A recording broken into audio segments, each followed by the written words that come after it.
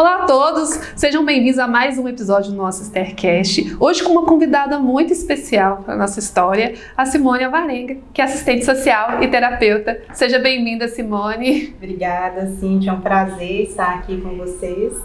Muito bom. Então, Simone, eu queria que você contasse um pouco sobre você. O que você está fazendo no momento, quais são os seus principais projetos atualmente? Bom, atualmente eu estou com um projeto Joia Rara, que é um trabalho onde eu sou coordenadora e criadora também do projeto. E ali a gente trabalha com mulheres, né? Autoestima, desenvolvendo a autoestima feminina, fortalecendo a identidade delas. E a gente trabalha com rodas de conversa. Então, assim, é muito bom. E de onde surgiu essa ideia de trabalhar com mulheres, com promoção de autoestima, bem-estar? Por que essa ideia surgiu do Joia Rara? Pela minha vivência, pela minha história, né, de mulher com deficiência. Então, assim, a minha autoestima era muito baixa. E aquela coisa de não me socializar, né? Então, assim, eu sofri muito. Então, eu vi que existiam pessoas com esse mesmo, vamos dizer, com esse mesmo probleminha. E você acha que essa questão da autoestima é mais presente na vida das mulheres com deficiência? Com certeza, né? A própria sociedade, ela impõe uma questão, um padrão de beleza. E a gente não entende só um padrão de beleza físico, mas um padrão de beleza interior, né? As redes sociais estão aí, né? Todo mundo posta só aquilo que é bom. E me conta um pouco sobre a sua trajetória. A gente gosta de contar, né, que Simone é o caso 001 de conclusão profissional do Instituto Esther Assunção em 2002, não é isso, Simone? Isso. Conta pra gente, assim, como que começou a sua trajetória profissional, como é que foi esse processo, assim, essa inclusão que foi feita inicialmente pelo Instituto? Bom, inicialmente eu vim fazer uma entrevista no Senza, e o aparelho de PABX, ele não estava adaptado à minha deficiência, né? Que eu tenho deficiência visual, então eu tenho visão subnormal. E quando eu conheci o Instituto funcionava aqui dentro também. O Instituto, ele adaptou tudo para mim ali naquele momento. Ele colocou ali as letrinhas, os números do PABX. E o Instituto, ele apostou em mim, ele acreditou em mim. E muitas vezes na vida da gente, Cíntia, a gente só precisa de alguém que acredita na gente. E aí a gente começou a trabalhar, eu não conseguia enxergar a luzinha vermelha quando os ramais estavam ocupados. E eu também não podia deixar a pessoa esperando muito tempo na ligação. Então, assim, foi muito importante esse momento e eu consegui desenvolver a minha técnica ali junto com o Instituto naquele momento para que eu pudesse, assim, me desenvolver. E eu lembro que quando eu saí do Senza, eu ouvi que eu fui uma das melhores telefonistas que passou pelo Senza. Então, assim, o Instituto, ele tem esse papel super importante de acreditar. E quando você veio, né, para essa entrevista aqui no Senza, né, que é uma instituição irmã do Instituto, nós somos filhos da mesma fundadora, né? Quando você veio para essa entrevista aqui, né, para essa vaga, antes disso, você já tinha trabalhado? Como que você percebia o mercado naquela época para uma pessoa que tinha uma deficiência? Bom, não era nada fácil, né? Nós estamos falando aí de 20 e poucos anos atrás. Então, assim, até aquele momento, naquele ano, eu estava com 27 anos de idade. Foi a primeira vez que a minha carteira foi assinada. Então, assim, o mercado de trabalho, ele não tinha esse leque de oportunidades que nós temos hoje, né? Naquele tempo, se surgia alguma pessoa para nos auxiliar, eram pessoas querendo nos aposentar, né? Então, assim, e eu falei assim, não, eu consigo trabalhar. Eu quero fazer alguma coisa. E eu sempre fui uma pessoa assim que... eu sempre quis estudar, eu sempre quis ir além. E eu lembro que a minha família, assim, poxa, ela quer fazer uma faculdade com dificuldade de enxergar? Como que vai ser isso? Assim, o apoio veio de casa, né? É bem complexo, mas para fazer mesmo a faculdade, eu lembro que eu falei com a minha mãe que eu ia visitar uma amiga para fazer o vestibular para que ela não sofresse, porque se desse errado... Você ia sofrer sozinha, né? Eu ia sofrer sozinha, só que deu certo. E como que foi quando você chegou com essa novidade? Porque você foi escondida, né? Então, foi escondida, né? E aí eu cheguei com essa novidade porque naquele tempo eu trabalhava aqui e assim eu tive apoio de todo mundo. Então todo mundo aqui sabia dessa questão da faculdade, do vestibular.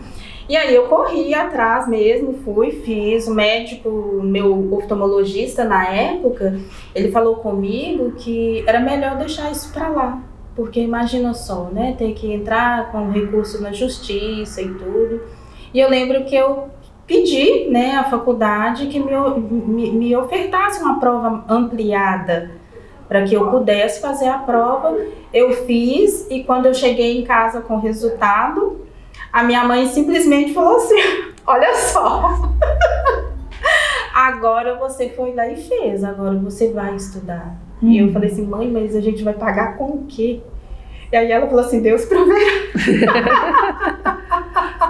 E proveu, né? E proveu.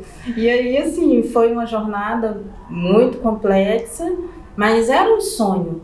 E quando a gente tem um sonho, a gente pode alcançar esse sonho. Sim. Às vezes é tudo muito difícil, sabe, Cíntia? Eu não vou falar pra você que foi fácil. Mas quando eu cheguei no 5º período, eu queria desistir porque a faculdade não era adaptada. Então, assim, eu ouvi muitas coisas de pessoas falando que eu aproveitava da situação para me beneficiar, e eu ficava entendendo assim, beneficiar em quê? Que a faculdade, assim, infelizmente, ela não estava pronta para isso. Sim. E eu acho que dando um passo atrás, já que a gente está falando de educação, né? Como que foi o seu processo educacional ali, desde a educação básica até você chegar na faculdade? Teve algum professor, alguma escola que se atentou às necessidades que você tinha para poder aprender? Bom, eu estava até falando, né, com uma colega, que eu falei com ela que eu sou daltônica, e aí eu explicando para ela, né, que eu enxergo o mundo em preto e branco. Então, assim, o daltonismo para a mulher, ele já é, assim, uma raridade. E enxergar preto e branco, mais ainda. Aí eu costumo dizer assim que eu sou especialíssima.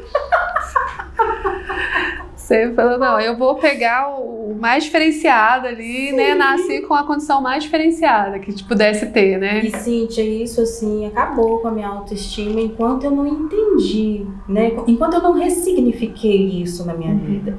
Então, assim, foi muito difícil. A minha professora do primário, ela conseguiu identificar. Só que naquele tempo não tinha, a gente está falando de quê? De 30 e poucos anos atrás, não tinha nenhum recurso.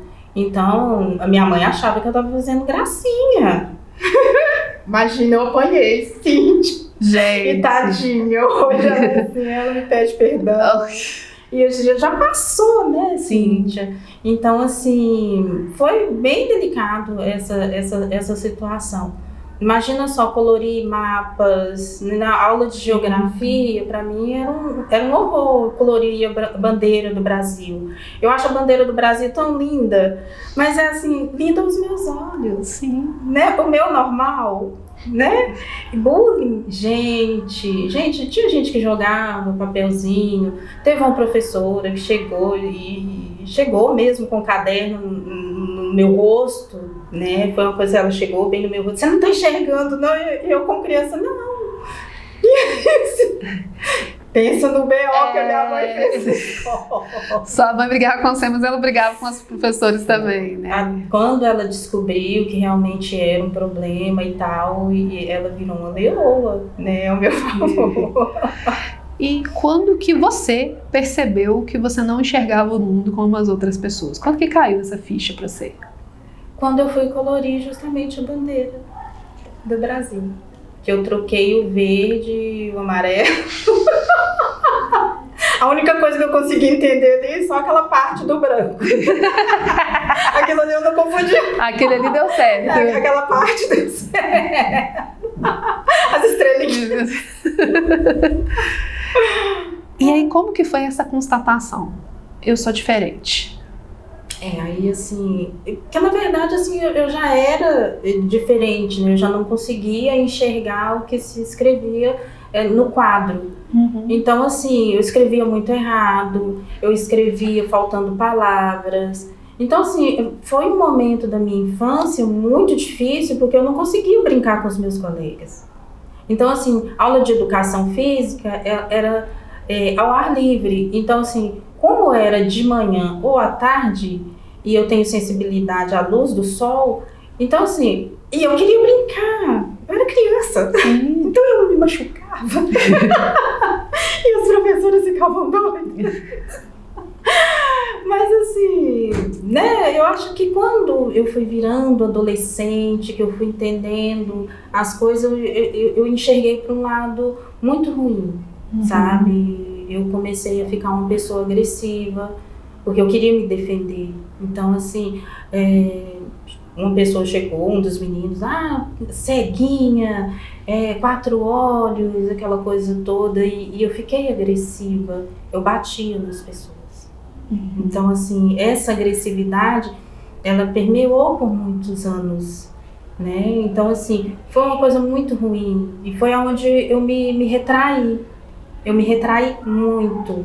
Eu não tinha eu queria muito estar com as pessoas, mas eu entendi assim, esse não é o meu lugar. Eu não sou como eles. Então, para mim, isso foi muito doloroso.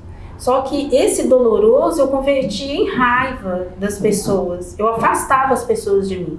Eu era uma pessoa muito assim, não arrogante, mas de cada 10 palavras que você falava comigo, 9 eu te dava uma patada. Aquela coisa assim, para eu não ter esse amor por essa pessoa, eu prefiro afastá-la de mim, porque eu não sou igual a ela.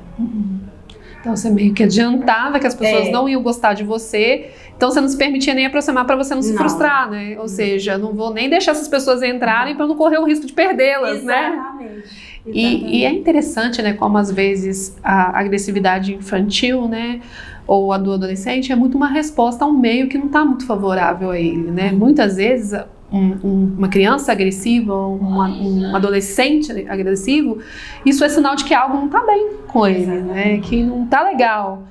E na época, né, em que nós estudamos, isso não era uma preocupação, né? Hoje a gente discute muito sobre o bullying, né, sobre o respeito à diversidade, o importante da gente aceitar e respeitar as diferenças individuais, mas a nossa geração não permeou, essa discussão não esteve na sala de aula, não esteve na escola, né? E não era ouvida, né? Se você ia reclamar, fulano me chamou de magrela, fulano me chamou de ceguinha, fulano... menina, é normal, isso é coisa de menina, é assim mesmo. É só você não importar que ele não vai ficar te chamando, se você ficar importando ele vai ficar brigando, e era uma coisa que era calado, né? A gente não era ouvido nessa... Exatamente. E eu colocava tudo aquilo que eu sentia para fora através dessa agressividade, porque chegou um momento, eu não sou cega, eu vou mostrar para você que eu não sou cega. E teve um dia, assim, hoje eu vejo as pessoas, essa questão da violência na escola, quando as pessoas, infelizmente, chegam a tirar a vida de outras pessoas, você pode ver, assim, que são jovens, adolescentes, 14, 13 anos, que na hora que vai fazer aquela investigação, a pessoa sofria bullying. E nesse tempo, né, e foi uma preocupação, assim, que os meus pais tiveram, houve uma pessoa, né, dentro da sala de aula, que ela chegou a me chamar de ceguinha e outras coisas, e eu falei com ela, assim, você vai ver quem é ceguinha quando eu sair daqui pra fora. E Cíntia, de verdade, eu esperei ela, e aqui dentro de mim tinha uma raiva tão grande, sabe? Nossa, dá uma coisa ruim só de lembrar. Só de lembrar. Mas eu acho que isso precisa ser dito, porque assim, uma raiva tão grande, que a menina era maior do que eu, E eu comecei a bater nessa menina, mas a bater, sabe, de uma forma tão violenta que eu a deixei desmaiada no chão. E quando eu vi aquela cena ali, eu falei assim, não, peraí, eu não sou assim. E aí dentro de mim já surgiu aquela coisa assim, eu preciso mudar. Muito difícil, sabe? E aquela sensação, né, que a menina caiu com os braços abertos e pra mim aquela imagem assim, poxa, será que eu matei a menina? Que raiva é essa? Raiva acumulada, né? E a gente fala desses sentimentos que são represados, né? Quanto mais a gente represa sentimento, uma hora eles transbordam. E às vezes, né, transbordam em momentos que as pessoas nem veem muito sentido, né? Às vezes as pessoas, fulano reclama muito, fulano briga por pouca coisa. Na verdade é um transbordamento de uma série de situações, uma série de preconceitos que aquela pessoa vive ao longo da história, que em algum momento ela simplesmente não aguenta mais, e aquilo explode, né? E explode não com a intensidade daquela situação específica, mas do acúmulo de situações que aquela pessoa veio vivendo desde sempre, né? Porque a sua família passou por um processo de entender, né, como é que era a sua condição, a escola passou por um processo que a gente não sabe se chegou no entendimento do que era, né? E, né, a gente está falando de um outro momento histórico, mas assim, veio processos, né? Processo seu pessoal, né? De entender, o processo da sua família, o processo da escola, depois o processo da empresa, de entender, né? Que é outro processo, medo, né? E o medo, né? Medo de ir para uma empresa, medo de ir trabalhar. Né? Se para estudar já estava sendo daquela forma, imagina numa empresa. Então, assim, foram etapas muito difíceis, mas assim, eu nunca me dei por vencida. Eu sempre quis ocupar o meu lugar no espaço. Aí você foi para o mercado num momento que o mercado não era tão amistoso. Não que seja ideal hoje, né? Obviamente a gente sabe que o mercado de trabalho para pessoas com deficiência enfrenta diversos desafios. A gente fala de capacitismo o tempo inteiro. Essa ideia de que a pessoa com deficiência não é uma pessoa produtiva, né? A gente lida com esses conceitos ainda, eles ainda estão presentes. Mas você foi enfrentar o mercado de trabalho ainda num momento ainda muito mais hostil do que hoje, né? Sim. Então quando você fala que a primeira experiência profissional sua foi aos 27, né? Com carteira assinada, ou seja, hoje a gente vê um jovem sem deficiência indo para o mercado de trabalho a partir de 14, 16 anos, né? E para a pessoa com deficiência, em muitos casos, esse ingresso se dá bem mais tarde, né? Na vida da pessoa.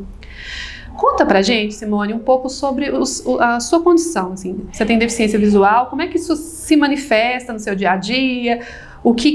Quais são as limitações que você enfrenta?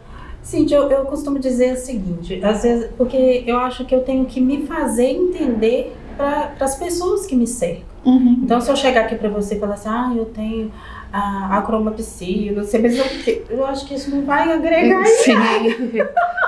Acromampsia, né? Isso aí é o quê, né? Não sei o nome, que isso, né? Então, eu prefiro falar assim, olha, eu tenho, né, hoje o daltonismo, meu pai e minha mãe são primos primeiros, e então, assim, eu nasci, né, com essa deficiência, então é uma coisa que veio desde o nascimento.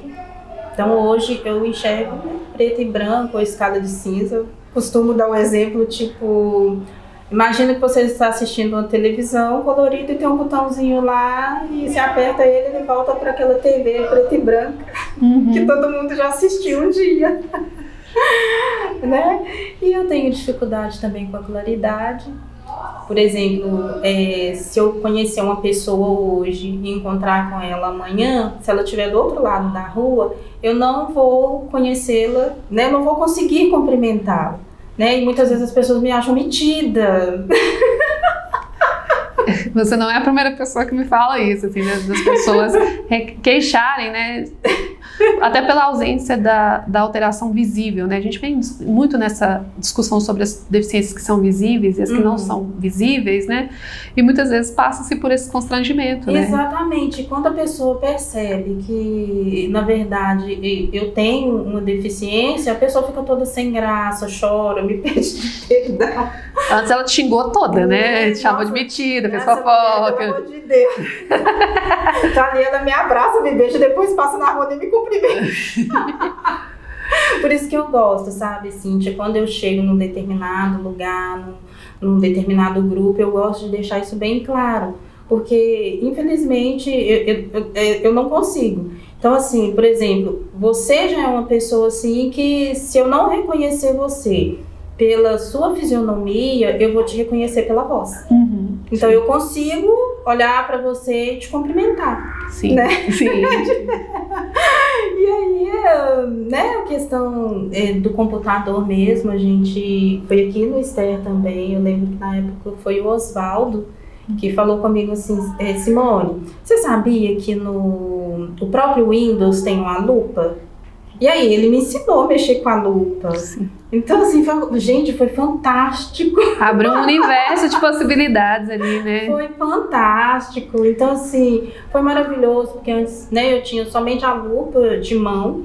E assim, pra mim abriu um universo, porque eu conseguia ler, né, adaptar aquela questão da lupa ali no computador aos meus textos. Uso até hoje. E assim, sabe, Cíntia, tem gente que não sabe que existe. A falta de informação. E eu falo assim, gente, em pleno 2023. E é interessante pensar nisso, né? Porque no seu caso são adaptações relativamente simples e de baixo custo, né? Ou seja, quando você começou aqui, né, era, né, na telefonia, eu lembro que, né, tinha até uma foto desse PABX aqui em algum lugar, que se imprimiu os números maiores para você ver os ramais, né, e tinha a lupa que você usava, tinha até uma foto sua num banner antigo aqui com a lupa, e a lupa do Windows. Então, ou seja, em matéria de investimento, não precisou se reinventar a roda, não precisou de uma grande adaptação, precisou de alguém olhar, né, ouvir sua necessidade e oferecer uma solução relativamente simples, né, que estava acessível. E muitas vezes quando a gente vai falar de inclusão profissional, muitas vezes a empresa pensa que ela vai ter que desmanchar a empresa e construir de novo, né? Verdade, esse medo, né? Esse medo, nossa, mas é custo, né, não vê como investimento, não vê como uma força produtiva. E depois da telefonia aqui, você começou na telefonia, foi fazer faculdade, o que pesou na hora de você escolher a faculdade que você queria fazer? Por que você decidiu ser assistente social? Bom, na verdade, eu queria... Tinham 3 cursos, né? Tinha psicologia, administração e o direito. Aí eu falei assim, gente, esse curso aqui tem tudo pra mim, tem tudo num curso só. E assim, como eu sou evangélica, e assim, a gente sempre faz obras missionárias, eu peguei e falei assim, gente, eu acho que isso aqui vai ser minha cara. E aí eu escolhi o serviço social. Só que quando eu cheguei para fazer o serviço social, que eu vi assim, gente, eu vou ter que estudar as leis todas, esses livros todos, como é que eu vou estudar esse negócio desse jeito? E Cíntia, assim, foi um tiro no escuro, sabe aquela coisa assim, olha, eu tô com medo, mas eu vou com medo mesmo? E foi assim. A gente falou muito aqui das dificuldades, né, das barreiras que você enfrentou, né, tanto para o ingresso no mercado de trabalho, mas também para estudar. Mas você se lembra assim, de alguém que foi uma inspiração para você nesse processo? Alguém que, assim como você deu o exemplo da lupa, que te mostrou alguma coisa ou que fez uma atitude que transformou ali, que você lembre com carinho? Ah, com certeza. A Fabiola. Fabiola, assim, não sei se ela vai estar nos assistindo, mas eu amo você, assim, do fundo do meu coração. Você, assim, vai permear a minha vida toda, né? Porque ela acreditou não só aqui. Ela fez parte lá na faculdade quando eu não tinha condições de tirar o xerox para estudar. Sim. E ela falou assim, sim, a gente vai conseguir durante um tempo, eu quero te ajudar com isso. E ela me ajudou e eu consegui. Então, assim, Fabiola para mim, tanto a Fabiola quanto o Lúcio. O Lúcio sim. Também, assim, maravilhoso, tá, Lúcio? Um beijão. Lúcio Mal. Lúcio Mal. Lúcio Mal. E aí, assim, lá na faculdade ele foi o meu orientador, a gente brincava e falava que ele era o meu desorientador. Eu fui supervisionando do Lúcio de estágio, eu sei como é que é a desorientação. Beijo, Lúcio, saudades. Mas é um excelente orientador também, né? O Lúcio tem uma leitura de realidade que é muito interessante, né? Ele foi meu mentor aqui no Instituto, né? Então, assim... Não, ele foi aquela pessoa, assim, que quando eu cheguei no 5º período, eu tava muito exausta. Porque eu tava muito cansada. Porque eu saí daqui do Senza, eu tive uma oportunidade de trabalho na faculdade. Até hoje eu não sei quem foi que me indicou para a faculdade, né, para trabalhar lá. E assim, os meus finais de semana era colocando, né, a matéria em dia. Então assim, eu estudava o tempo todo e trabalhava o tempo todo. Então eu estava muito exausta. Quando eu cheguei no 5º período, eu virei para minha mãe e falei assim, mãe, eu não dou conta mais. Aí ela tá assim, filha, você chegou até aqui. Eu lembro que eu cheguei pro Lúcio e eu falei assim, Lúcio, eu acho que eu vou ter que trancar a faculdade porque eu não dou conta. Ele olhou pra mim, menina, sério? Então assim, sério que você tá me falando isso, Simone? Você? Ele tá assim, olha, faz o que você quiser, mas saiba de uma coisa, você é capaz. Você não precisa fazer isso, você vai dar conta. E virou as costas. É típico dele. A voadora terapêutica do Lúcio, né? E aí eu falei assim, eu vou continuar mais um pouquinho, mais esse semestre, mais esse, e mais esse. E mais esse, e mais esse. E aí foi. E é interessante a gente pensar nesses exemplos transformadores, e nós estamos falando da Fabíola, né, que durante muito tempo fez parte da equipe aqui do Instituto, né, e com certeza faz parte da construção de tudo que o Instituto é hoje, né? O Instituto é uma instituição muito feminina também, né? Dona Esther, Fabíola, sim, Natália, né? Sempre foi instituição de mulheres fortes. Mas acho que, trazendo a Fabíola como exemplo, para você, quando você viu a Fabíola, que é uma pessoa com deficiência, né? Que ocupa o lugar que a Fabíola ocupa, para você foi importante, foi representativo, porque a gente discute tanto hoje, né? Representatividade. E ver uma profissional do gabarito da Fabíola, da competência que ela tem, te ajudou em alguma medida? Não, todas as medidas que você imaginar, principalmente essa questão da autoestima, sabe? Foi muito importante para mim, não somente na questão dela estar ali me apoiando, mas da postura dela, de ver o dia a dia dela, porque eu tive essa oportunidade de vê-la, sabe, trabalhando, de vê-la construindo, e aquilo veio pra mim, eu falei assim, por que eu não posso? Sabe? Então assim, a gente tem uma pessoa que a gente se espelha, e pra mim ela foi isso, pra mim na minha vida, né? Eu tive a oportunidade de estar com ela, de dormir na casa dela, de ficar assim, meu Deus do céu, como é que ela faz, né? Pra fazer as coisas, porque a gente se preocupa, porque a gente ama, porque o relacionamento que a gente tem é de amor. Sim. Né? Então, ela foi isso pra mim. Então, todos os dias, quando eu pensava em desistir, eu lembrava dela. Lá em casa, minha mãe lembra dela, que ela teve uma vez lá em casa. Então, assim, não foi só na vida profissional, na minha vida educacional. A Fabíola, ela fez parte da minha sim, vida, de uma forma muito profunda mesmo. Sim, e acho que a perspectiva que a Fabíola trabalha hoje, né, nos estudos dela que ela faz, tem muita relação com a autoestima, né, que ela fala do corpo com deficiência, do corpo da mulher com deficiência, né, e dessa ressignificação que você tem que passar, né, é um tema muito sensível, né, porque a gente fala de autoestima o tempo inteiro, sim, né, é um tema numa sociedade, né, visual, de redes sociais, sim, é um tema que se fala, mas muitas vezes a autoestima é reduzida ao padrão, né? Você tem que chegar no padrão para você atingir a autoestima. Não, eu acho, a autoestima é um se amar, é um se julgar bem, sim, né? Então é importante quando, né, a gente traz essa discussão, né, da pessoa com deficiência em relação à autoestima, a representatividade, ao se ver como belo, né, o corpo como deficiência, como um corpo belo, como um corpo bonito, né, como um corpo digno de olhares, e olhares que não são de pena, né, que não, sim, são de desprezo, né. Porque o olhar diz muito, né. E eu lembro de uma vez que a gente fez uma dinâmica numa empresa, assim, daquelas vivências que a gente fazia antes, né, de simular a deficiência, as pessoas terem aquela experiência. E eu lembro de um relato que marcou muito, de uma moça que falou assim, olha, o que mais me incomodou foi o olhar das pessoas, como que as pessoas olhavam para mim. E isso traz uma discussão que a deficiência gera curiosidade. Sim! E muitas vezes as curiosidades desnecessárias, né? Não, imagina, eu falo assim que eu não consigo, né? Eu vejo, não consigo discernir as cores. Uhum. Que cor é essa? Automático. Que cor é essa? Você acabou de falar. Sim. Mas antes isso me doía. E hoje eu não dou mais. Uhum. Né? A questão de ressignificar. E a questão da religião, para mim, foi uma coisa muito importante, porque eu converti e acho que foi no ano 2000. E eu lembro que uma das ministrações do pastor daquela igreja, ele falava assim que Deus nos fez a sua imagem e semelhança. E aí, quando você entende que Deus é perfeito, por que eu vou me achar imperfeita? Aí virou a minha chave. Aí mudou, né? Mudou. Aí eu busquei conhecimento, busquei estar em paz comigo mesma.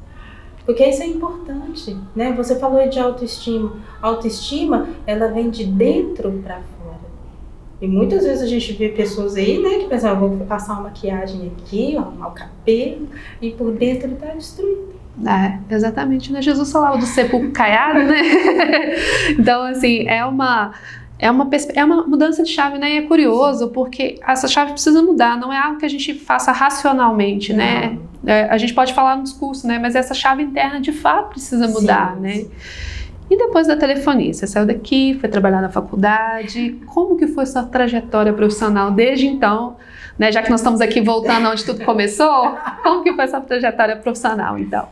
Bom, saindo do Senza, né, como telefonista, fui para a faculdade, lá trabalhei como auxiliar administrativa e foi muito engraçado, porque assim, eu trabalhava com os materiais de escritório, fazia a compra, aquela coisa toda. Então assim, material de escritório, no caso, né, da faculdade, então a gente tinha lá pastas vermelhas, canetas azuis e aquela coisa toda, e eu tô assim, opa. E aí eu tinha que arrumar o armário, né? Eu trabalhava ali do lado dos diretores. Então, eu colocava assim, as pastas chegavam, colocava pasta amarela, pasta branca, caneta azul, caneta vermelha. E teve um dia que eu estava ao telefone, o diretor chegou. Ele disse assim, eu tô precisando de uma pasta vermelha. Eu peguei e falei assim, o senhor pode pegar, por favor, que eu tô numa ligação muito importante pro senhor mesmo. Ele abriu o armário assim, e tá assim, nossa, que armário mais organizado. E ali eu percebi uma coisa muito interessante, que a deficiência me ensinou a ser uma pessoa muito organizada. Em que todos poderiam ter acesso ao meu mundo de uma forma mais fácil. E aí eu entendi que eu precisava me fazer conhecer. Né? Porque às vezes a gente pensa assim, só o outro que precisa me conhecer, né? O outro que tem que saber como lidar comigo. Não, eu preciso me fazer conhecer. E muitas vezes isso, Cíntia, me dava uma vergonha, sabe? De falar que eu precisava de ajuda. Uhum. Vergonha mesmo, vergonha de a ponto de chorar, de ficar caladinha, de não querer sair. Tá no restaurante e olhar o cardápio e eu preciso de alguém para me ajudar. Você não tem noção, como que era, assim, complicado. Até eu descobri, assim, não, peraí, eu preciso de ajuda. E o que tem? Todo mundo precisa. E o que tem? O que tem, né? Tá tudo bem precisar de ajuda, né? Às vezes a gente tem que repetir isso para as pessoas ouvirem, tá tudo bem, você pode precisar de ajuda. A gente precisa, todo mundo, né? Verdade. E em psicologia, né, a gente sempre fala assim que eu acho que o primeiro passo para você melhorar é você admitir que você não dá conta de tudo. Exatamente. Que você tem, eu não gosto de falar, você tem uma questão a resolver, né? Você tem um problema, todo mundo tem problema, né? Mas você tem uma questão a resolver, que você quer resolver. Então, para você resolver, você tem que admitir que ela existe, né? Sim. Se você não admite, você vai passando por cima dela enquanto dá, né? Vai chorando no cantinho. Uma hora sai, né? Sai, assim. Sai. E você já viveu alguma situação, assim, constrangedora ou engraçada, né, no trabalho ou na sua vida social, assim, que você acha curioso hoje, você olha e dá risada? Porque a gente sempre fala que depois que passa a gente ri, na hora não é engraçado não, né, mas depois que passa a gente ri. Gente, eu passei, foi aqui mesmo. Foi aqui, gente, ó, foi aqui. Não sei se você lembra da Andréia que trabalhava conosco na telefonia. Ela trabalhava na parte da farmácia. Então chegou um professor e ele pediu um pincel. E aí eu falei com ele assim, você pode entrar, por favor, e escolher o pincel? Porque assim, eu não consigo discernir as cores. E o pincel que você está precisando, ele deve estar entre o preto e o vermelho. E eu não consigo saber qual que é. Aí ele pegou e falou assim, nossa, que engraçado! Gente, a Andréia saiu do lugar onde ela está. Engraçado coisa nenhuma, se fosse você. E começou a xingar o professor todo. E eu disse assim, Andréia, calma, ele não sabe. Mas não é engraçado sim. Não é engraçado? Não é engraçado. Eu disse, calma, Andréia. Aí o professor tá assim, eu não quis ofender, eu só achei curioso. Eu falei assim, eu entendi. Isso pra mim assim ficou uma coisa muito engraçada. Que eu nem precisei, assim, eu não me senti ofendida, né? Sim. Mas ela ali, não pode falar assim com a minha amiga. E aí que a gente vai vendo como que a convivência transforma as pessoas, Sim. né? A gente usa certas palavras, e a gente vem falando, né, desse preconceito arraigado até na nossa própria linguagem, né, que a gente usa certas palavras que remetem a conceitos negativos, né? Porque você fala engraçado, né? Não, era curioso, né? Curioso, e depois ele falou, curiosidade. E acho que é interessante quando a pessoa ressignifica a deficiência, que é igual você não tem problema de falar sobre, né? Não é uma questão quando a pessoa te pergunta, o que você tem? Claro que tem gente que é curioso demais, né?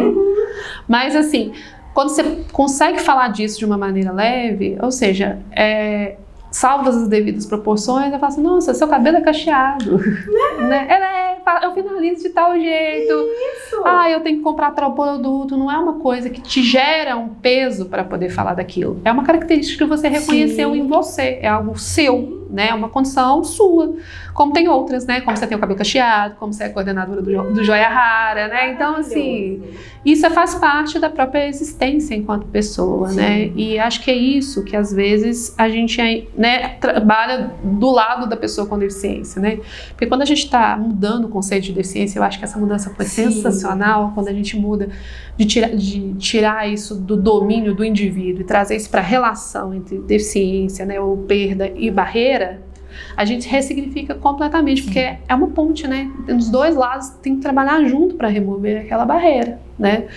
Então, quando você primeiro aceita para si a sua condição, né, e vê isso de forma positiva como parte de você, que não é necessariamente uma parte negativa, né, você também promove essa remoção de barreiras, né? Claro que é um processo, você não começou a pensar isso, né, desde sempre, né? Foi da sua experiência, do seu amadurecimento, né, de uma série de coisas, né? E aí a gente vê pessoas nos mais variados processos.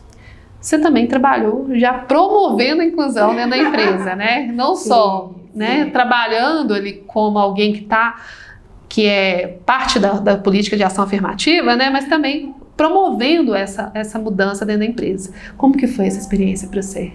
É trabalhar do outro lado, né? Como recrutamento e seleção. E aí a gente vê muitas coisas, né, que a gente não gostaria. Porque a minha deficiência, ela não é aquela coisa assim que aparentemente, né, você consegue enxergar. Né? E é muito difícil, sabe, Cíntia? Às vezes as pessoas virarem e falam assim, você faz parte da nossa equipe, aí tá lá falando da pessoa com deficiência e eu falar assim, aqui, mas eu não tenho deficiência. Não, mas você é bonita. Eu já ouvi isso. Eu tô assim, por quê? A pessoa com deficiência, ela tem que ser horrorosa? Ou ela precisa, né, tem que estar aparente? É isso que precisa acontecer? Né? Então, assim, quando eu trabalhei com recrutamento e seleção, eu lembro que eu passei um momento assim, muito difícil. Foi com os irmãos Forte, né? Sim. O Romário e o Ricardo. Ricardo. Tem até um episódio do Starcast, quem não conferiu, confere, tá? Tá aqui no canal. Vai lá que foi maravilhoso, eu visitei a casa deles. Eles são as figuras, né? Não, mas são maravilhosos. E eu lembro que eu fui fazer o recrutamento e seleção deles. E a empresa, assim, ela não tinha adaptação nenhuma. E eu lembro, assim, que o coordenador naquela época, ele simplesmente virou e falou, assim, que não queria mexer com esse tipo de gente. Pensa. Eu fiquei péssima. Sim. Né? Eu peguei e falei assim, mas assim como eu, eles também têm capacidade, eles têm competência. O que eu posso falar com você é que a empresa não tem condições adequadas para recebê-los. Mas enquanto pessoas, eles são incríveis. Sabe? Então, assim, foi um momento muito tenso, foi um momento muito triste para mim, porque, assim, eu tentei naquele momento, assim, disfarçar da melhor forma possível, mas quando acabou tudo, que eu consegui, assim, liberá-los, um deles falou comigo. Ele falou comigo, assim, a melhor profissional que tem aqui nessa empresa é você, porque em nenhum momento você nos deixou desconfortável. Ao contrário da sua liderança, que fez isso. Eu falei assim, gente, como é que ele ficou sabendo disso?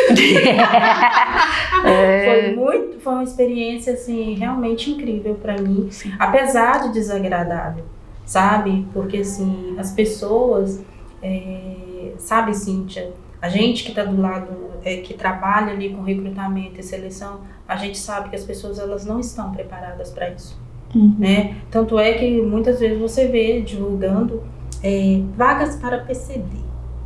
E aí eu vou até aproveitar esse momento para falar o seguinte, que PCD não é profissão. Então, quando você coloca recrutador lá, vagas para PCD, você precisa identificar vagas de, por exemplo, auxiliar administrativo para pessoa com deficiência, serviços gerais para pessoa com deficiência, porque isso vai, assim, aumentar o seu nível de profissionais que vão aparecer muito mais rápido. Sim. Porque PCD, vagas para PCD. Fica parecendo que é uma profissão, né? E é uma função dentro da empresa é ser o PCD. E uma coisa que a gente chama muita atenção aqui do pessoal do RH, principalmente dos recrutadores, o que você está contratando? Primeira coisa que tem que pensar, o que eu preciso? Qual que é o perfil? E aí, você deixa, se é uma vaga que você vai anunciar exclusivamente para pessoas com deficiência, você pode colocar essa informação em outro lugar. Não precisa ser logo ali, né? Não precisa. E a gente, claro que a gente vem evoluindo, né, nisso. A gente já vê anúncios mais inclusivos hoje, né? Mas ainda tem essa questão de pensar a pessoa com deficiência não como um funcionário que vai exercer uma função X, Y, Z, mas alguém que vai ocupar a vaga de PCD, né? E aí a gente, às vezes, vai fazer acompanhamento nas empresas aí, não, vou lá, eu vou fazer acompanhamento, chama lá o PCD, que a moça dos PCD tá aqui para conversar com ele. Eu viro a moça dos PCD, o funcionário que tá lá fazendo o trabalho dele muito bem feito, obrigada, virou o PCD, que a moça dos PCD foi conversar. E não, é o João, é a Maria, a Simone, né? Que é auxiliar de produção, que é recrutador, que é gerente, por que não, né? A gente vem discutindo muito recentemente essa questão do quando é baixa a inclusão profissional, mas quando é mais baixa ainda, à medida que você sobe o nível hierárquico, né? Então é difícil você ver um supervisor com deficiência, um gerente com deficiência, né? Então, à medida que você sobe, e isso aí não é só para pessoa com deficiência, é para nós mulheres, né? Que, nas posições de liderança, é para a população LGBTQIA+. Então, a gente vê que as minorias em posições estratégicas, né? Esse vai afunilando ainda mais. E, às vezes, aqui no nosso cadastro, a gente tem muito mais dificuldade de colocar uma pessoa que tenha um currículo maravilhoso, né? Que, às vezes, tem uma pós-graduação, que tem muita experiência, do que, às vezes, uma pessoa que está ali no mediano, né? Uma pessoa que tem ensino médio, que já tem alguma experiência em funções mais operacionais. Às vezes, aquela pessoa mais bem qualificada é muito mais difícil para fazer a colocação dela do que... E eu passei pelas duas vertentes. Sim. Primeiro, antes eu não tinha qualificação suficiente. Aí eu fui lá, me qualifiquei, né? Assistente social, né? De graduação, especialista em gestão de pessoas, com experiência, analista comportamental. Aí na hora que eu fui mostrar meu currículo, a pessoa falou assim, nossa, mas você tem esse currículo maravilhoso, mas eu, como pessoa com deficiência, eu não consigo te contratar. Eu tô assim, oi? E é aquela coisa, será que você precisa ser contratado na reserva legal? Você não pode ser contratado nas vagas ali? Então acabou a cota, não entra mais pessoa com deficiência aqui, né? Então a gente vê que as empresas ainda precisam amadurecer muito nessa cultura, né? De ver assim, ok, você tá com a sua cota cumprida, tudo bem, continua contratando, é mão de obra, né? Se você tem os requisitos ali para exercer aquela função, por que não? Né? Eu só tenho que contratar enquanto cabe a minha cota. E os próprios Ricardo e Romário falaram isso, né? 5% é pouco. E a empresa que vai, você vai ter que contratar, né? 5% em relação a 100% é pouco. Isso é no mínimo 5%, no mínimo 3%, no mínimo, né? Então, eu acho que claro que a gente já melhorou, né? Nós estamos falando aqui de uma trajetória de muito tempo, né? E você acompanhou essa evolução do mercado de trabalho para pessoa com deficiência. Mas tem que avançar, a gente não pode ficar falando que está tudo bonito agora, porque não está, não. É difícil ainda. Está melhorando, né? Hoje, até porque com essa discussão sobre gestão da diversidade, sobre a diversidade ser vista como algo que impacta no resultado financeiro da empresa, que não é só a empresa sendo boazinha, não, é porque ela investir em diversidade é bom para ela também, né? Então a gente vê que essas coisas vão andando melhor nas empresas, mas a gente ainda está bem longe do ideal. Do outro lado, né, ainda existe muito preconceito, né? Preconceito que é mascarado, né? Porque assim, não vou colocar fulano nesse lugar porque ele é homossexual, entendeu? Porque vai dar esse problema. Cria estereótipos, né? Assim, não, porque essa pessoa, assim, eles são assim, assado, né? Como se fosse, junto um grupão, né? Toda pessoa com deficiência visual é assim, assado. Sem exceção. Só serve para ser telefonista. Só serve para ser telefonista, telemarketing, né? Tinha operador de câmera escura também, né? Tinha umas funções, assim, que a galera específicas, né? Tinha até curso na época. Faz parte da progressão, né? Desse processo, inclusive. Precisou começar daí, mas não pode mais replicar essas práticas, né? Tudo bem, pode ser né? Vão ter pessoas com deficiência visual, auditiva, múltipla, que vão ter um ótimo perfil para ser telefonista e outras não. Quer dizer que se você tem a deficiência visual, inegavelmente você tem que ser telefonista. Ou se você, né? Se você é surdo, você vai ser professor de Libras. Né? E por aí vai, né? Auxiliar de produção para, né? Só isso. Né? Então, assim, é reduzir a existência das pessoas a estereótipos, né? E o que a gente está falando, e aí a gente sempre marca, porque é um dos pilares da nossa atuação aqui, é a valorização das diferenças individuais, né? É porque a gente é tudo diferente, é tão bonito a gente ser tudo diferente, é uma das coisas mais legais da humanidade. A gente ser diferente, né? É por isso que a gente gosta de pessoas, né? Então, é esse potencial que mora em cada um de nós e cada um tem o seu, né? Que é o mais legal e que é o que a gente tem que adubar, fermentar, permitir crescimento, né? E muitas vezes, né, quando você está nesse lugar, né, como você estava lá no RH, de permitir esses crescimentos, de poder abrir portas, é muito interessante, porque você sabe dessa vivência, né? Você fala de um lugar de quem sabe que quando a pessoa te conta lá no RH, olha, já bati na porta de 10 empresas e eles não me aceitaram, você também passou por isso. Exatamente. Né? E assim, quando eu brinco, né, eu falo assim que eu sou especialíssima, até mesmo nos meus cargos, né? Porque assistente social dentro da área de RH é outra realidade. É verdade. Né? Eu vou ficar quietinha porque é uma área que costuma ser muito ocupada pelos psicólogos, né? Se bem que a gente, né, hoje em dia é muito mais multidisciplinar, né? Mas quando eu formei era uma área que era muito da psicologia. E trabalhar em empresa, então, era aquela coisa assim... Nossa, assistente social, trabalhar em empresa, você está sonhando demais. Para uma pessoa considerada normal, vamos dizer assim, né? Que a linguagem dele. Não, é porque tem os estereótipos profissionais, né? O psicólogo é um médico de doido e o assistente social é quem fica dando cesta básica. Exatamente. Por falar em caixinhas, né? Então, assim, o psicólogo é um médico de doido, né? Não vou conversar com o psicólogo, não. O psicólogo serve para aplicar teste, né? Ou é o assistente social que vai dar cesta básica, né? E não que dar cesta básica seja ruim, né? O pessoal que está na assistência não briga com a gente, né? Porque também... E não é só isso também, não é só dar cesta básica, né?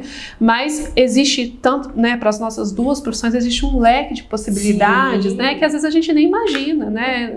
Quando as pessoas falam, assistente social numa empresa, o que faz na empresa, no assistente social, né? Vamos trabalhar lá na qualidade de vida, nos programas, né? De qualidade de vida, de orientações às famílias, dos colaboradores, porque os colaboradores, eles estão ali trabalhando, mas eles estão deixando pessoas nas casas deles.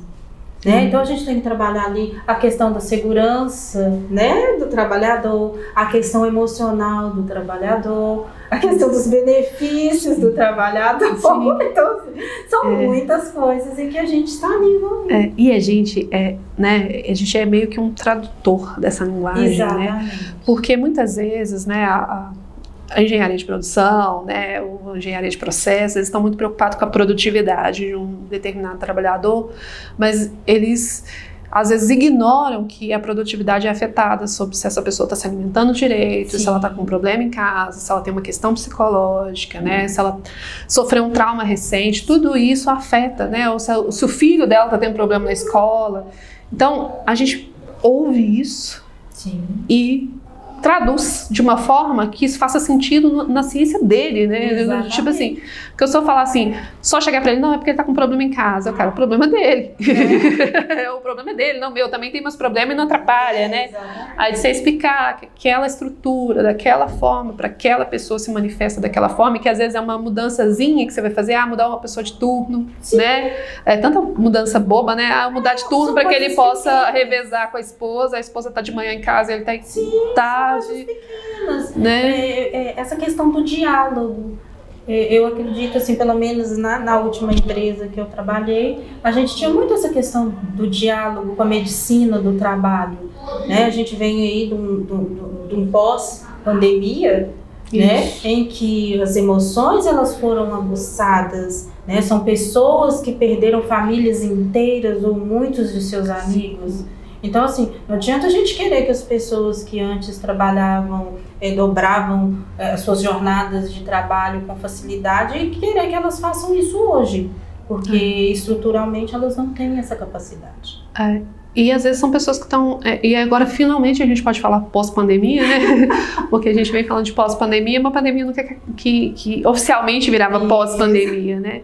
A gente vem de pessoas que foram ou, né, adoeceram ou tiveram alguém que adoeceu perto, com pessoas que ficaram num ambiente que elas não estavam acostumadas. A gente não estava acostumado a ficar em casa, a gente não sabia ficar em casa, né? Porque a gente sempre teve a perspectiva de que você trabalha fora. Sim. Né? E aí agora você constrói todo um universo que agora não, o home office funciona, né? As pessoas podem trabalhar de casa, E né? para voltar? Né? E a gente costuma, né, de trabalhar de casa, e para a pessoa com deficiência isso acabou que abriu um recorte para aquelas pessoas que têm a mobilidade muito reduzida, que às vezes tem a estrutura para trabalhar em casa para ela ou para a profissão que ela escolheu, é viável, é possível, né? Sim. Então a gente volta num novo contexto, né? Volta num novo cenário. E, bom, eu queria que você explicasse mais para nós agora sobre o Joia Rara.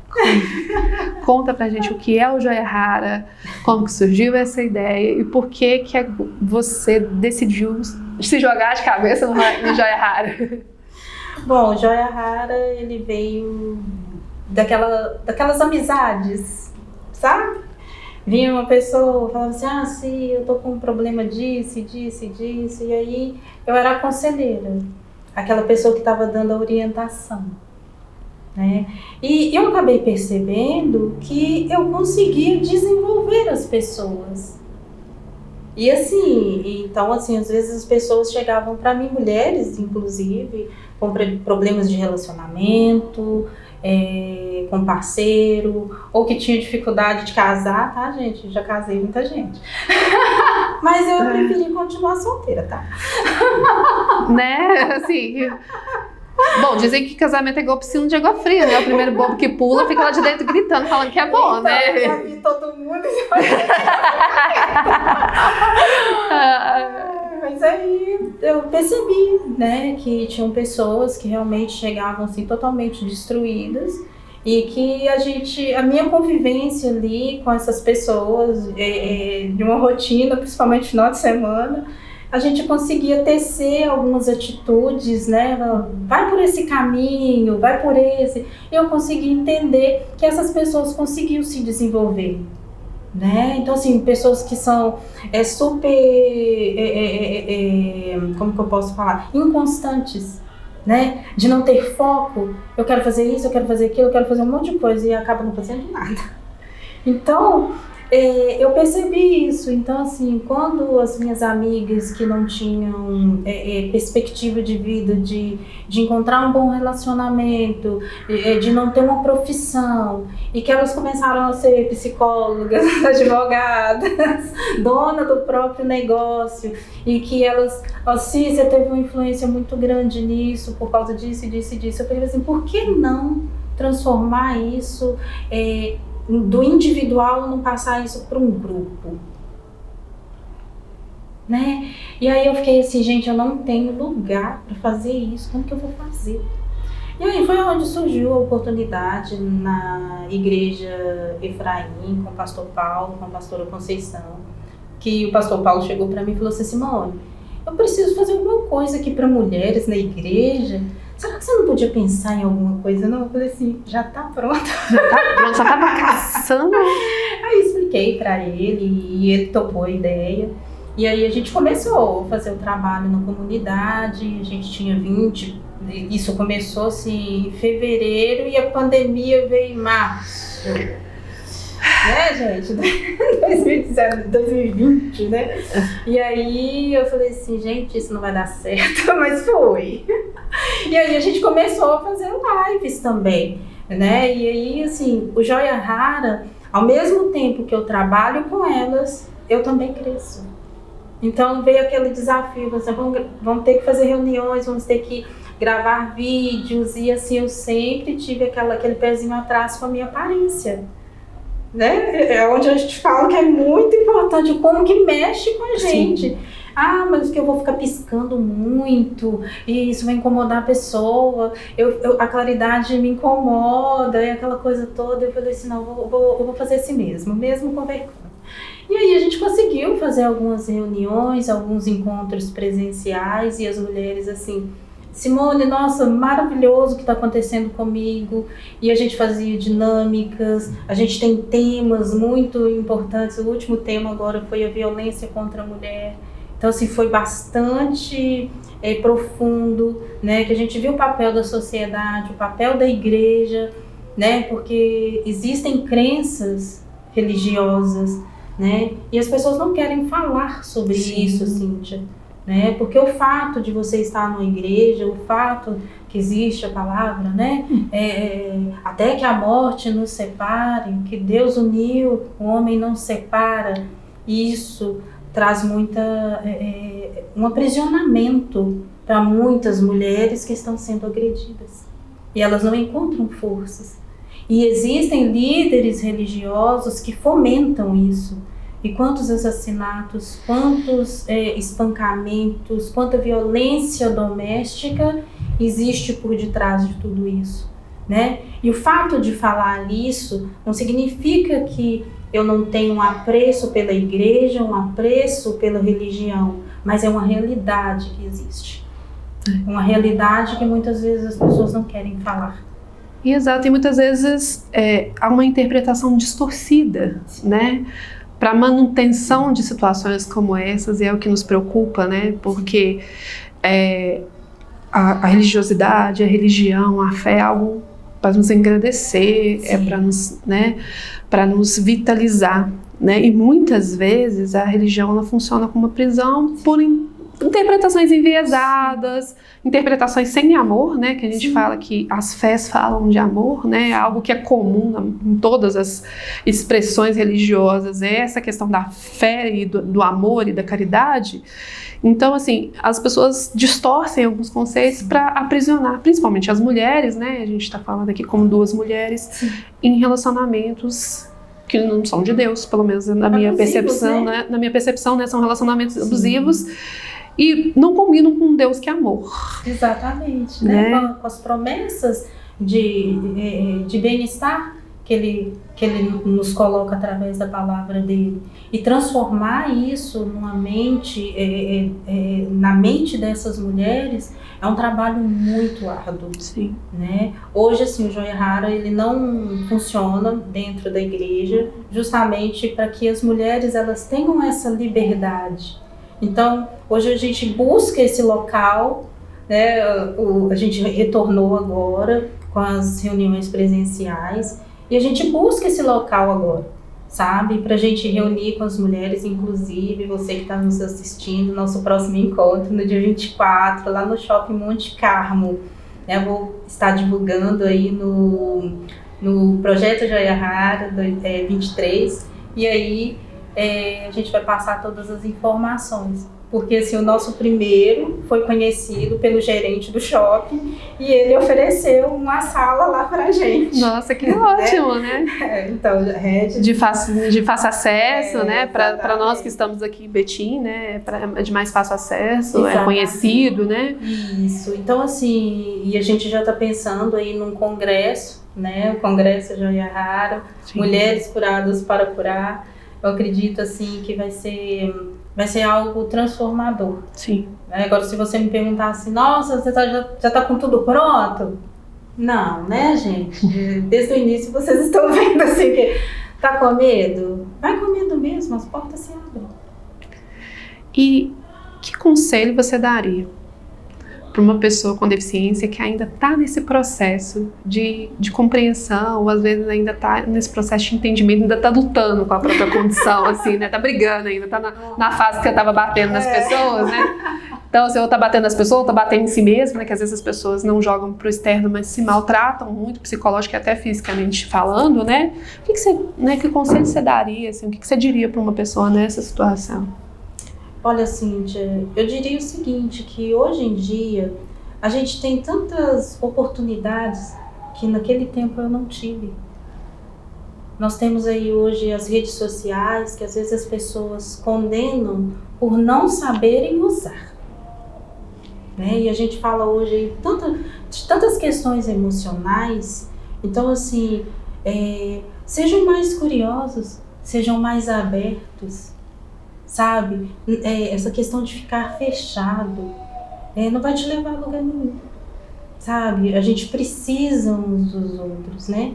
O próprio Jesus, ele não andou sozinho, ele tinha ali com ele 12, né? E por que a gente precisa achar que a gente precisa ficar assim num mundinho fechado?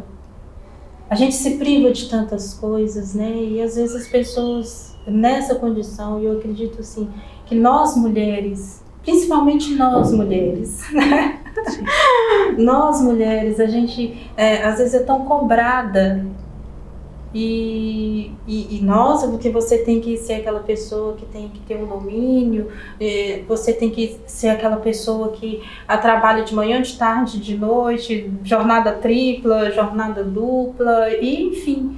Então, hoje para mim, como principal mensagem para nós que somos mulheres com deficiência, é que continuem sonhando, mas corram atrás dos seus sonhos. Se você quer alcançar algo diferente, se você quer mudança na sua vida, faça coisas diferentes. Porque não adianta a gente querer uma mudança praticando as mesmas coisas. Não adianta a gente querer mudanças olhando só para o lado negativo das coisas. Inclusive eu estou aqui, se eu puder ajudar, me coloco à disposição. Eu sou mulher com deficiência. E mais, né, eu sou mulher preta com deficiência, ou seja, entre aspas, amiga, eu tinha tudo para dar errado. E eu tô aqui. E eu lembro que na época que eu comecei aqui no Instituto, né, quando eu comecei a trabalhar aqui, eu lembro que foi na época da pesquisa, e eu lembro que o professor Gilberto falava assim, que tinha a hierarquia dos preconceitos, e que lá no finalzinho estava mulher com deficiência, pobre, né, negra, e que na verdade a gente é uma soma de condições, né? E a gente não pode valorizar só um pedacinho, né? Só um pedacinho da experiência humana. Esse sujeito padrão aqui, que normalmente é o homem branco, né? A gente nem vai entrar nessa discussão, senão a gente vai longe. Mas é isso, assim, de pensar que esse movimento de remover barreiras, ele é um movimento coletivo. Sim. E que nem tudo é responsabilidade sua também, né? Nem tudo assim, eu não consigo trabalhar porque a culpa é minha. Não, às vezes você não consegue trabalhar porque a empresa não está pronta para te receber. Exatamente. E ela tinha que estar. E ela tinha que estar, né? Então, ou seja, quando você contou a experiência dos irmãos Forte, eles estavam plenamente aptos para fazer o que estava ali. Quem que não estava apto na história, né? A empresa. E aí a empresa conseguiu admitir de que o problema era ela? Não. Aí você joga o problema pro outro. Não. Então, a gente só carrega as bagagens que a gente tem. Eu saí de lá. Isso mesmo, revoltou, né? Eu fiquei lá. E aí a gente pensa o seguinte, assim, nossa, mas você, aquela empresa ainda tem algo assim pior, porque tinha uma pessoa, um advogado, eu trabalhava na sala dele, E assim, na impressora, a letra azul e branco para mim, com fundo branco, eu não conseguia enxergar. Aí teve um dia que ele me pediu para fazer um trabalho para ele, uma cópia, e eu não conseguia. Eu falei assim, olha, fulano, eu não consigo fazer isso, né? Aí ele pegou e falou assim, eu não sei por que a empresa contrata gente como você. Eu não entro para trabalhar com você na minha sala. Então eu fui, sério, foi muito difícil isso, mas assim, com o passar do tempo foi uma briga muito, muito forte, porque assim, quando eu falo briga, nesse momento eu já não elevava mais a minha voz e queria mostrar que eu estava certa. Não era isso, eu queria respeito. E aí quando ele me tratou dessa forma, eu falei com ele, falei assim, eu não mereço ser tratada dessa forma, né? Nem como mulher, nem como pessoa com deficiência, nem como ser humano. Todos nós estamos passivos de erros ou de limitações. E aí, quanto mais eu falava com ele, mais ele gritava, e assim, ficou uma situação muito complicada. A dona da empresa chegou, Simone, a gente não pode perder você, porque como que a gente vai cuidar de tal situação que você cuida e cuida com excelência? E foi a oportunidade que eu tive ali de continuar na empresa e ele se regenerar, de me pedir perdão mesmo diante, né, de todos os funcionários numa festa de final de ano.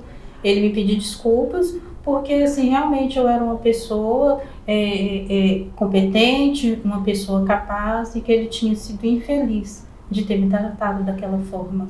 Então, aquela violência que eu tinha anterior, né, vou sair desse negócio. Não foi assim. Eu preferi ficar e mostrar para ele que as pessoas, não só com deficiência, mas as pessoas têm valor. Sim. Né? Mostrar com amor, né? Mostrar com amor que aquilo pode ser mudado, né? A primeira impressão não é a que fica. Exato. E que a gente pode ser mudada. E que as pessoas têm um lugar para aprender. Mas lembrando, viu, gente, de acordo com a Lei Brasileira de Inclusão, discriminação com a pessoa em razão da sua deficiência é crime. Tá? Então é crime, é punível com multa, é punível com cadeia, né? A pessoa tem uma pena que vai de 6 meses a 2 anos de reclusão. Então, obviamente, existe o espaço para o aprendizado, existe o espaço para as pessoas aprenderem, né, terminologias, aprenderem como lidar, mas situações como essa são situações criminosas que a gente não... Você teve a resiliência naquele momento, até porque, né, eu imagino que nem tinha um dispositivo legal nessa época, né? Eu não sabia, mas agora, né, gente, é crime e tem certas coisas que a gente não tolera mais. Não tolera. Né? Isso não é aprendizado, isso é agressão, né? Aprendizado é você, né, usar uma terminologia às vezes incorreta, você fazer um comentário que você acha que está certo, mas não é, né? Aquela coisa assim, nossa, você é deficiente, mas nem parece, né? Pra você ver o tanto que a gente já evoluiu, né? Porque as pessoas acham que isso é um elogio, né? Você é deficiente, mas nem parece. Mas na verdade, inverte a coisa para você ver se soa como elogio, né? Ou como você mesma relatou assim, você é pessoa com deficiência, mas você é bonita, né? Como assim, né? Toda pessoa com deficiência é feia e eu sou uma exceção, né? Não, é uma pessoa com deficiência bonita, ponto. É isso. Não é mais, não. Tudo que você bota depois no mas, gente, você anula tudo que você falou antes. Então, né? E eu acho que é uma palavra fundamental quando a gente fala de inclusão, de diversidade, de valorização das diferenças individuais, é respeito. Quando eu respeito o outro enquanto existência, enquanto pessoa, né, a gente erra, né? A gente fala coisa que não deve, mas a gente aprende, porque a gente não pode ser criminoso, né? Criminoso, não, como diria a pessoa, não passa pano para criminoso, porque, né, uma conduta dessa, obviamente, né, é criminosa, né? Que ninguém mais passe por algo assim. Que ninguém passe por isso, porque assim, naquele momento, para mim, foi muito doloroso, causou sequelas emocionais profundas. Então, assim, hoje a gente tá com tudo tão a nosso favor, existe tanta acessibilidade das informações que outrora a gente não tinha, né? Com certeza. E assim, isso é crime. Eu acho assim que respeito é uma coisa que a gente tem que lutar sim, todo momento, né? A gente vê pessoas, né, com a visão deturpada do que seria respeito, e às vezes assim, a gente que está ali na luta pela inclusão, perde às vezes até o espaço por causa de pessoas que não entendem, né, como lutar, como correr atrás dos seus direitos. Sim. Mas a educação, sabe, Cíntia, ela muda tudo. E nós, como carregadores do legado de Dona Esther, né, educadora e sempre, né, acreditando nesse potencial transformador da educação, a gente sempre tem que estar disposto a educar, né, educar formalmente, informalmente, nas relações sociais. E agora caminhando mais para o final da nossa conversa, senão a gente fica aqui até amanhã, eu adoraria ficar, né, até sempre conversando com você, né? Eu queria que você deixe um espaço aqui para você divulgar as redes sociais do Joia Rara, fazer o jabá aqui, para o pessoal seguir, acompanhar esse projeto, que é muito interessante. É um projeto que está promovendo saúde mental. Eu falo que eu sou suspeita, porque eu sou psicóloga, então sempre vou defender a promoção da saúde mental, né? Então, divulga aí o Instagram, onde as pessoas te encontram, o seu Instagram, o Instagram do Joia Rara, para que o pessoal possa acompanhar. Bom, pessoal, o Joia Rara agora ele está com um novo olhar, né? Essa questão até que a gente discutiu aqui da imagem, que ela é muito importante. Também estou aí com essa questão de aparecer, né? Sim, isso, ficar na frente das câmeras, né? Então, assim, quando você me chamou, eu falei assim, gente, eu vou sim, vou superar essa barreira. Então, assim, o nosso Instagram, existem poucas publicações, porque a gente começou agora, mas aí a gente tem lá o @projeto Joia Rara 2023, segue a gente lá. Tem o simone.alvarenga, né, que é o meu Instagram pessoal. E são essas redes sociais que a gente tem, mas se você tá aí a fim de bater um papo, numa roda de conversa feminina, agradável, onde você vai ter trocas, acompanhamento psicológico, pode ligar para o 99269-8197. Você vai falar diretamente comigo e vai ser um prazer receber todas vocês lá na nossa próxima roda de conversa, dia 24, no Shopping Monte Carmo Betim. Simone, muito obrigada por você ter aceitado esse convite, de compartilhar a sua história aqui com a gente. É uma história do qual nós do Instituto, né, acho que todos nós na história do Instituto, quem está aqui ainda, quem já não está mais aqui conosco, já está voando em outros lugares, né? A gente tem muito orgulho dessa trajetória, né? Que bom que a gente pode fazer um pouquinho dessa diferença e abrir uma gretinha para você só expandir as suas asas e mostrar seu potencial. E em breve, Cíntia, estou aí, né? Psicanalista em formação. Muito então, bem, isso aí. E eu acho que nós precisamos, né? Psicanálise, né? Eu acho que em matéria de terapia, né? E para esse desenvolvimento pessoal é uma abordagem fantástica, né? Então, foca lá na escola de psicanálise. E vamos que vamos. E vamos que vamos, porque a gente precisa agora recuperar essas psiques que foram tão afetadas durante a pandemia. Exatamente. Bom, queria agradecer a todos que estiveram com a gente até o momento. Não se esqueça de se inscrever aqui no canal, ativar o sininho para não perder nenhuma notificação dos novos episódios. Siga também o Instituto nas redes sociais, o @Instituto Esther Assunção no Instagram e no Facebook. No mais, a gente agradece pela sua companhia até aqui e até a próxima.